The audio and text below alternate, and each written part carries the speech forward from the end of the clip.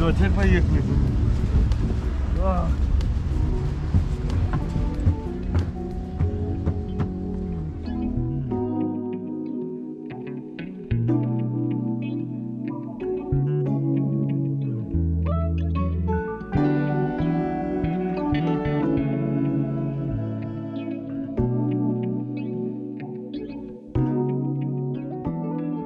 Шикарная погода.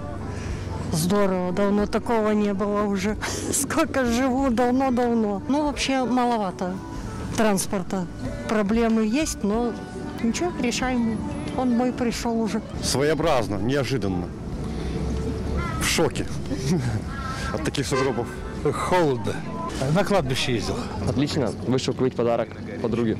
Хорошая погода, хорошее настроение. По делам ездил, надо было. На день рождения едем. Так бы, может, не выходила бы. Но вообще хорошо. Снежок — это очень хорошо. Если бы еще улицы были почищены, было вообще хорошо.